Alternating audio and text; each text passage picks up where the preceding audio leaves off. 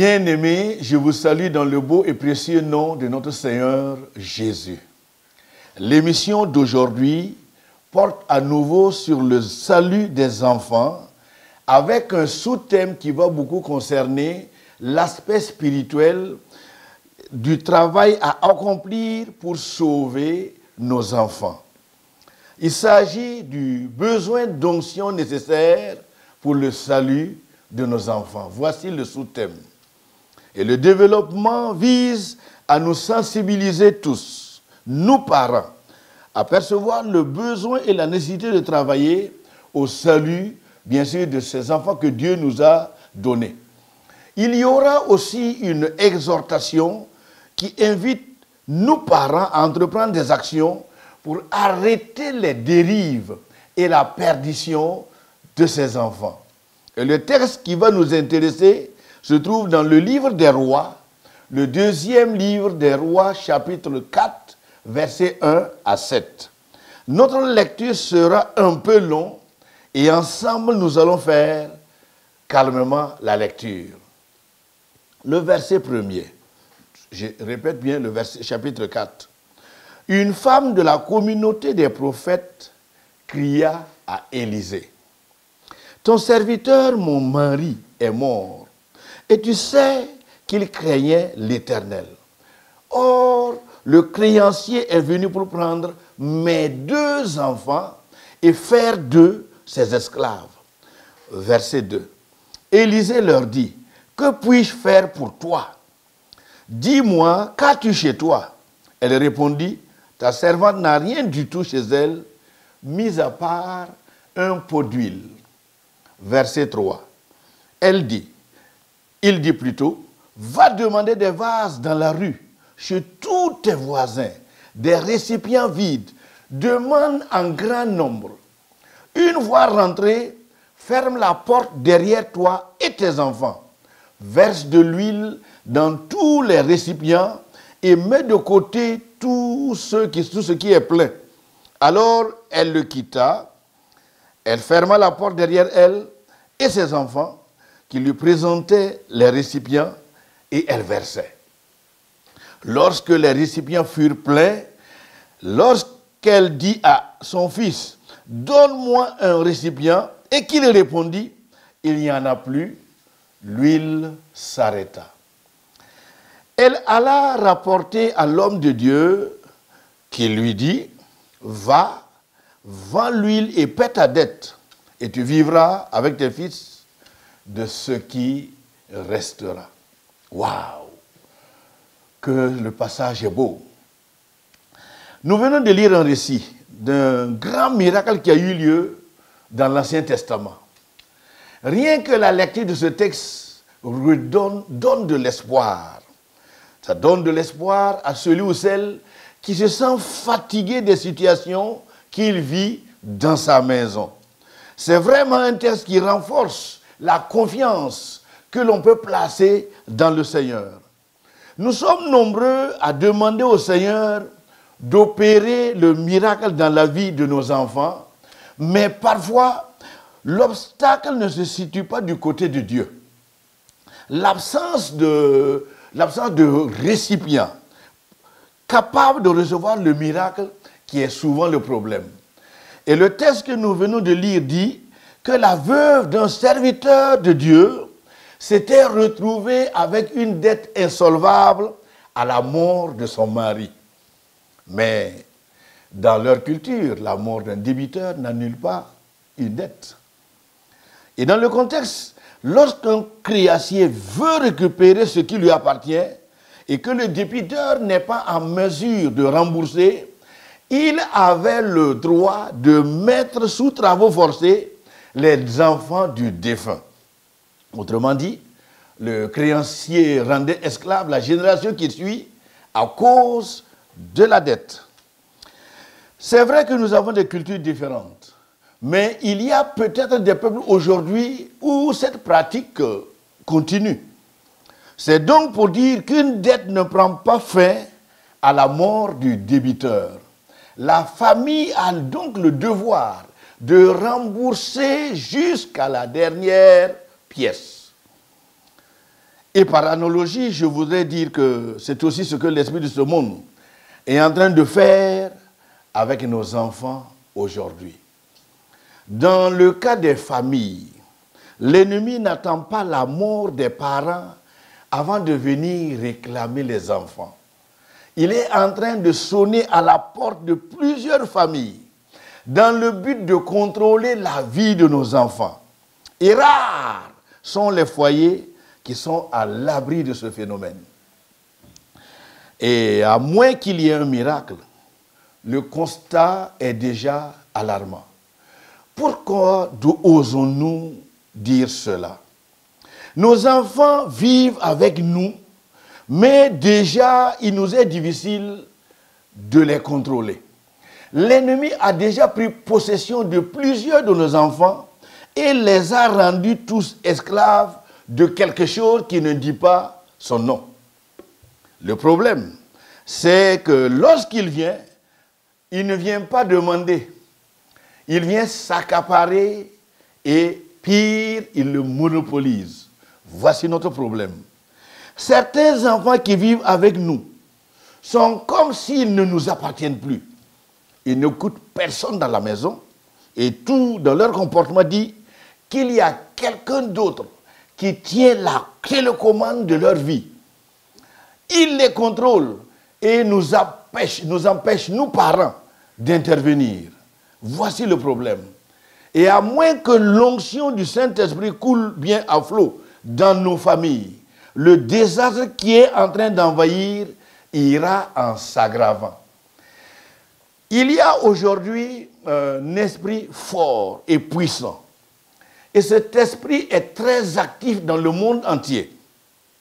Il est en train d'agir comme le créancier venu prendre possession des enfants de la veuve.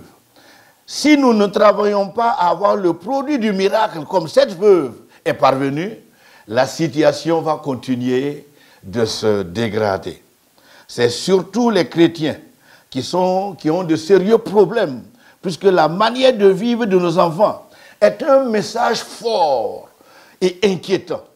Ils veulent nous dire par ce qu'ils font et par leur manière de vivre qu'ils ne sont pas prêts à suivre le Dieu de leurs parents. Et en d'autres termes, ils veulent nous dire qu'ils ne sont pas prêts pour le ciel que nous sommes en train de rechercher. Je sais que vous n'ignorez pas le problème que nous sommes en train d'exposer. Personne aujourd'hui ne peut dire qu'il est à l'abri de cette force qui réclame les jeunes aujourd'hui pour les avilir. Que ce soit l'esclavage du sexe, que ce soit l'esclavage de l'alcool, que ce soit la rébellion ou celui de la drogue, ils sont nombreux déjà, nos enfants, qui rendent difficile la vie à leurs parents. Parce que les ventouses de cet esprit de sexe, de l'alcool et bien d'autres vices sont tellement puissantes. Rares sont les parents qui peuvent les déloger de la vie de leurs enfants. Combien d'enfants de chrétiens et même de serviteurs de Dieu sont aujourd'hui dans ces dérives? Des filles et des garçons qui se prostituent, des enfants adultères, des enfants alcooliques, rebelles et remplis de péchés. Et la difficulté s'aggrave surtout quand les parents ferment les yeux et refusent de reconnaître ou se permettent même des excuses. Et nous pouvons aller plus loin et dire que le pire, s'ils ne les encouragent pas, là c'est assez grave, très grave même. Retenons bien que l'ennemi qui vient prendre possession de nos enfants ne vient jamais demander la permission. Il vient toujours prendre possession, s'accaparer. Il ne demande jamais l'avis d'un parent. Il vient les monopoliser. Mais ce qui nous réjouit ici, dans le texte que nous venons de lire, c'est que cette maman n'est pas restée insensible. Se sentant impuissante devant celui qui est venu réclamer ses enfants pour en faire ses esclaves, elle a appelé au secours. Et elle est allée rapidement vers quelqu'un, vers l'homme de Dieu appelé Élisée, pour demander l'aide nécessaire. Et je crois que sa démarche pour libérer ses enfants devrait servir d'exemple à plusieurs d'entre nous. laisser les enfants partir comme esclaves allait certainement la plonger dans un grand chagrin. Elle allait, elle aussi, devenir quoi? Esclave, disons. Exactement comme plusieurs d'entre nous qui sommes en train de gérer les chagrins qui habitent et qui meublent nos maisons aujourd'hui. Heureusement que son cri n'est pas tombé dans des oreilles sourdes. Élisée, homme de Dieu, est venu à son secours. Sommes-nous aussi assez humbles aujourd'hui pour faire comme cette veuve? Cette dame a compris que seul Dieu pouvait résoudre cette équation. Aller à Dieu, le chercher de tout cœur, comme cette femme est allée voir le prophète, est un exemple qu'il faut suivre. Est-ce que c'est le moment de considérer la situation que nous vivons dans nos familles comme une honte à cacher? C'est l'erreur que font certaines familles lorsqu'elles traversent des périodes difficiles. Parfois, c'est un des enfants qui a décidé de se rebeller. Parfois, c'est un des enfants qui entre dans la prostitution et dans la famille. Et pire, tout le monde travaille à le mettre en quarantaine ou à cacher la chose. Mais souvent, la faute ou la faiblesse que nous avons travaillé à cacher sera malheureusement connue de tous bientôt. Nous pensons qu'il est grand jour d'accepter d'en parler. Surtout pour ceux dont la situation en famille n'est pas encore grave. Certes, ce qui a déjà commencé est grave, mais l'important c'est de prendre conscience de la gravité de l'esclavage qui les attend. À la lecture du texte de 2 Rois 4 que nous avons lu tout à l'heure, la question posée par le prophète prouve qu'il s'est laissé toucher par la situation de la veuve. Relisons. Élisée lui dit: que puis-je faire pour toi? Dis-moi, qu'as-tu chez toi? C'est bien le verset 2. Et si cette question nous était posée aujourd'hui, quelle réponse allons-nous aussi donner? Voyons ce qu'a dit la veuve. Ta servante n'a rien du tout chez elle, mis à part un pot d'huile. Dans sa réponse, elle a parlé d'huile au regard du ministère de son mari de feu. Et il est fort probable que ce soit une huile d'onction. Replaçons ce contexte dans la nôtre et voyons ce que nous aussi, nous avons dans nos maisons. Est-ce que les dessins animés et les feuilletons visionnés à longueur de journée dans nos maisons n'ont-ils pas fait disparaître le peu d'onction qu'il fallait avoir dans sa maison? Qu'avons-nous dans nos maisons aujourd'hui qui permet au Seigneur d'opérer un miracle en notre faveur? Qu'est-ce que nous avons et qu'est-ce que nous faisons qui puisse attirer le Saint-Esprit dans nos maisons? Qu'est-ce que nous avons qui puisse sauver nos enfants, qui puisse permettre à notre progéniture d'échapper à cet esclavage qui se généralise? À vrai dire, nos maisons devraient être des temples, c'est-à-dire des lieux où Dieu est adoré. Nos maisons devraient être des endroits où Dieu est respecté. Nos maisons devraient être des temples, c'est-à-dire des maisons de prière. Nos maisons devraient être des endroits où la Bible occupe une bonne place et où elle est lue chaque jour. Nos maisons devraient être des lieux où on médite sur la parole de Dieu. Nos maisons devraient être des endroits où Dieu et sa parole sont respectés. Nos maisons devraient être des endroits où on s'aime. Un lieu où papa et maman expriment leur amour, l'amour entre eux et aussi envers les enfants. La question posée par le prophète peut nous être encore posée aujourd'hui. Qu'avons-nous dans notre maison capable d'attirer le miracle libérateur de nos enfants? Allons aussi du côté négatif poser autrement la question. Qu'avons-nous actuellement dans notre maison qui renforce malheureusement l'égarement de nos enfants? Il est bien de se poser encore aussi cette question. Quels sont les gadgets Quels sont les programmes qui, au lieu d'orienter nos enfants vers Dieu, les éloignent de lui? Vous savez, comme nous, que cet esprit n'épargne aucune maison. Si dans l'Ancien Testament, la maison du sacrificateur Élie n'avait pas été épargnée, ce n'est pas la nôtre qui le sera. L'élément important qu'il est bien de relever encore ici est la nécessité de rassembler les vases en grand nombre. La libération des enfants de cette veuve dépendait de sa capacité à rassembler les récipients en grand nombre. Relisons le verset 3 du texte de base. Le prophète lui dit, va demander des vases dans le voisinage, des récipients vides, demande-en en grand nombre. Là, c'est le verset 3. En fait, le prophète voulait dire simplement à cette veuve que la taille du miracle qui allait arriver dépend de sa capacité à rassembler les vases. Écoutez bien ceci. Ce n'est pas la responsabilité de Dieu de rassembler ces vases. C'est parfois une confusion que nous faisons. Rassembler les vases en grand nombre relève la responsabilité de la veuve. Faire couler l'huile relève de la responsabilité de Dieu. Insistons encore que la taille du miracle dépendait de la capacité de cette maman à mettre à la disposition de Dieu des récipients qui étaient comment? Propres et vides. Plus elle a des vases, grande sera la libération de tes enfants.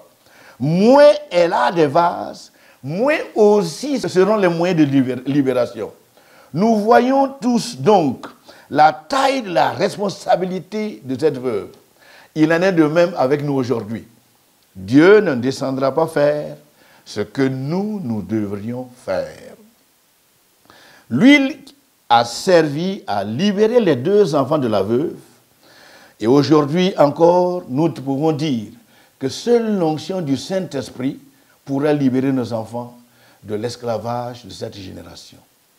L'huile qui a servi à libérer les enfants de cette veuve représente l'onction nécessaire pour libérer aussi nos enfants qui sont pris en otage dans la vie, cette vie mondaine. Oui, on pourrait se poser la question de savoir qu'est-ce que l'onction.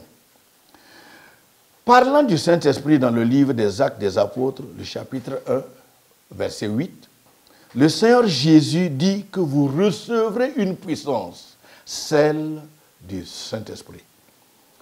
L'onction, c'est la visitation de Dieu par son esprit. Selon Acte 1, 8, l'onction, c'est la puissance que donne le Saint-Esprit. Vous recevrez une puissance, celle du Saint-Esprit. L'onction se distingue des autres onctions comme celle qui vient du diable et des démons.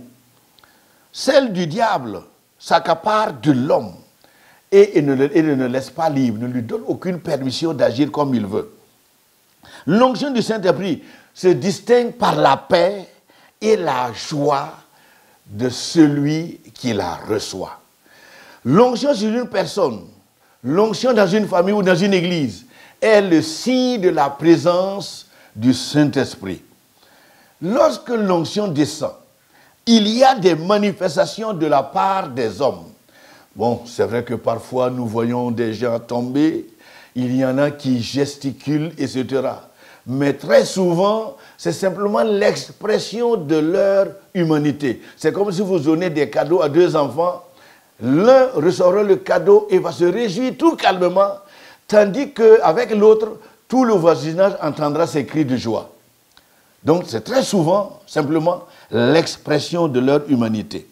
L'important est de toujours faire attention à ne jamais conditionner Dieu. L'onction peut descendre sans qu'il y ait de manifestation. L'onction peut descendre sans que personne ne gesticule ni ne tombe. Pourquoi faisons-nous le lien entre l'onction et les vases propres ici? Nous avons dit tout à l'heure que l'onction vient de Dieu et les vases et les contenants qu'il accueille doivent venir des hommes. Comme le croyant est le temple du Saint-Esprit, c'est lui désormais le récipiendaire. Notre manière de vivre et ce qui meuble la vie des membres de notre famille peut jouer positivement ou négativement en faveur de cette présence. Le nom du Saint-Esprit même exprime déjà ses caractéristiques. Sa sainteté ne lui permet pas de se laisser contenir par un récipient qui n'est pas propre. Tout comme lui a servi à sauver les enfants de la veuve, c'est aussi cette puissance qui est à même de chasser loin de nos maisons et de la vie des membres de notre famille l'esclavage qui est en train de nous avilir aujourd'hui. Pour la veuve qui est allée voir le prophète Élisée, voir ses enfants partir en esclavage, c'est voir s'obscurcir ses horizons. Cette dame nous laisse un exemple à suivre. Retenons que l'onction nécessaire pour sauver les enfants ne s'achète pas. Même si nous avons l'argent nécessaire, elle ne s'achète pas. Quand nous parcourons la Bible, seule la recherche de Dieu apporte la solution aux problèmes que nous rencontrons aujourd'hui. Rien ne peut nous aider à faire sortir nos enfants de la boue du péché que la présence de l'onction dans la famille. Si l'argent ou la connaissance donnait solution à ces problèmes, déjà la question à résoudre ne viendrait pas à cette émission. Le constat est que même les enfants des riches, les enfants des intellectuels, sont aussi dans cet esclavage, l'esclavage du péché. Cela veut dire que personne n'est à l'abri des assauts que lance l'ennemi contre le bien-être des hommes. Seule la présence de Dieu est la solution aux problèmes que nous vivons dans nos familles aujourd'hui. Bien que toujours jeune, la présence de Dieu en David lui a permis de vaincre le géant Goliath. Nous connaissons tous cette histoire depuis notre tendre enfance. La présence de Dieu est une présence qui se charge de tout, même de nos ennemis. Ce que Dieu attend de nous, ce sont donc de voir dans nos vies des vies pures, comme des vases propres et vides, qui peuvent contenir sa présence. Demander aux autres de faire ce que nous devrions faire ne marche pas. Il est de notre responsabilité de mettre à la disposition de Dieu autant de vases pour avoir les moyens de libération de notre progéniture. La plupart des réponses aux prières tardent. Oui, bien sûr, il y en a qui prient depuis longtemps, mais attendent l'exaucement qui tarde. Oui, ces réponses tardent à cause de l'indisponibilité des récipients qui peuvent contenir sa présence. La réalité dans nos maisons ne parle-t-elle pas? Dieu n'a pratiquement pas de place dans certaines familles. La place et le temps pour Dieu dans certaines familles est si minime qu'il ne peut pas agir. Il ne peut pas nous bénir. D'ailleurs, nos téléphones portables ne sont-ils pas en train d'être divinisés? Le petit écran qui trône majestueusement dans nos salons ne meuble-t-il pas la plupart de nos journées? Sommes-nous capables de donner à Dieu les meilleurs moments de la journée? Nous sommes tellement si pris que Dieu n'a pas sa place. Écoutez, à chacun de revoir ce qu'il y a dans sa maison. À chacun de revoir ce qui se passe dans sa propre maison. Qui occupe la journée de nos enfants? Qui occupe les enfants pendant nos temps de distraction? Est-ce les choses de Dieu ou bien les choses mondaines? Quand la relation avec Dieu se porte bien, plus nous mettons des vases à sa disposition, plus il les remplira d'huile également. Moins nous donnons le temps à Dieu dans notre famille, moins aussi sera la possibilité de libérer nos enfants. Je voudrais dire à chacun de nous, parents, qu'il y a deux responsabilités qui nous incombent. Nous avons besoin d'abord d'attirer la présence de Dieu dans nos maisons. Sinon, les esprits d'égarement qui côtoient partout vont travailler à nuire et à détruire nos enfants. La deuxième responsabilité est que nous-mêmes, nous devons aider nos enfants à ne pas laisser le monde remplir leur vie.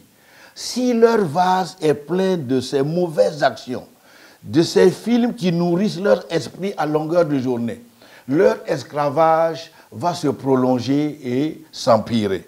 La veuve est parvenue à rassembler beaucoup de vases et l'huile a commencé à couler.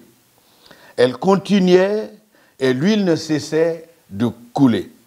Aussitôt qu'un vase est rempli, l'huile continue à la suivante.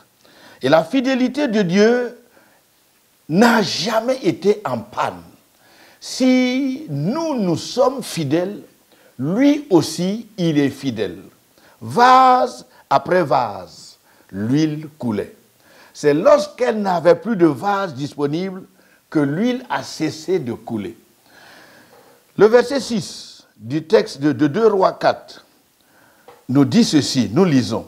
Lorsque les récipients furent pleins, lorsqu'elle dit à son fils, « Donne-moi encore un récipient. » Et qu'il lui répondit, « Il n'y en a plus. » L'huile s'arrêta.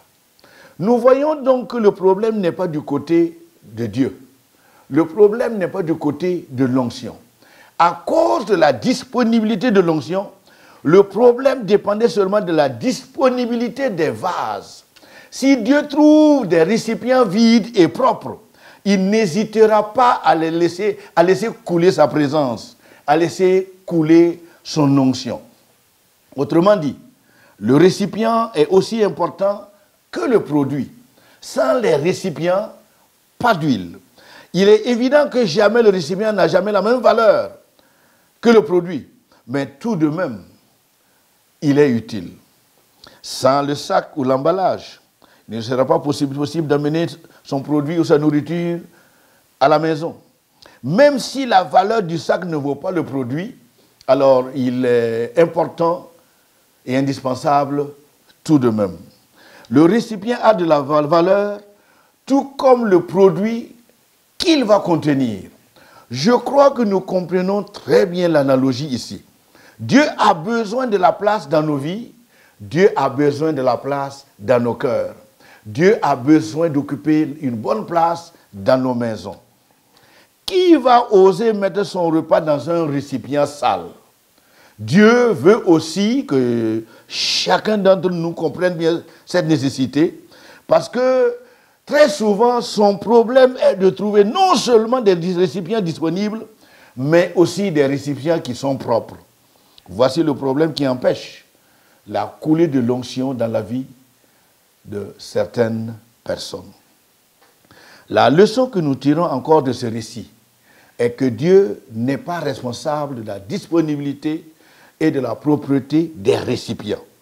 C'est à la veuve de les mettre à la disposition de Dieu. La veuve a donc compris que la libération de ses enfants dépend du sérieux qu'elle allait mettre dans ce travail de rassembler les récipients. Dieu attend aussi de nous, surtout dans cette génération où l'esclavage de nos enfants est subtil et devient de plus en plus compliqué. Dieu attend de nous du sérieux dans ces deux choses, la disponibilité des vases, mais aussi la propreté de ces récipients. Un récipient sale ne servira pas à libérer notre progéniture. Cela veut dire que si nous menons une vie qui n'est pas exemplaire à la maison, devant nos enfants, impossible de permettre aussi à nos enfants d'avoir des repères utiles. Sans huile en quantité, il ne sera pas possible d'avoir l'onction et la puissance nécessaires pour chasser celui qui occupe la vie de nos enfants. Allons à la conclusion de cette émission en rappelant que le bien-être de chaque famille dépend de ce que nous allons faire à partir de maintenant pour protéger nos enfants. Tout comme le vécu de la veuve, nous savons que le créancier n'hésitera pas à venir faire quelque chose. Le créancier viendra comme il est allé chez la veuve réclamer les enfants. Nous savons aussi qu'aucune famille n'est à l'abri de ses visites et de ses réclamations. S'il a déjà le contrôle de la vie de ton garçon ou de ta fille, c'est qu'il a déjà enlevé quelque chose de toi. Il t'a déjà arraché quelque chose. Et il va de là venir réclamer ta joie. Il va venir réclamer ta santé. Il va venir réclamer même tes biens, puisque l'enfant ou les enfants vont commencer à gaspiller ou à te faire dépenser. Il va venir même réclamer tes succès et ta renommée. Il n'hésitera pas à arracher nos enfants si le Saint-Esprit ne vient à notre aide. Écoutez, le risque est grand pour nous-mêmes si rien n'est fait. Même la famille aussi le sera si rien n'est fait. C'est pourquoi nous vous invitons chacun à voir clair avec son salut afin de pouvoir sauver les membres de la famille. Retenons que l'onction nécessaire pour le salut de nos enfants est à rechercher. C'est un travail qu'il faut faire. Et cela va demander de chacun de revoir la qualité de sa relation avec le Seigneur Jésus. Si ce besoin de cette qualité est pris en compte, Dieu va naturellement accomplir sa parole en venant demeurer en nous. Et si vous prenez en compte la nécessité de revoir votre manière de vivre et de revoir la manière de vivre de tous les membres de la famille, alors Dieu aussi sera au rendez-vous et nous permettra de sauver nos enfants. Bon courage à tous, demeurez bénis en Jésus.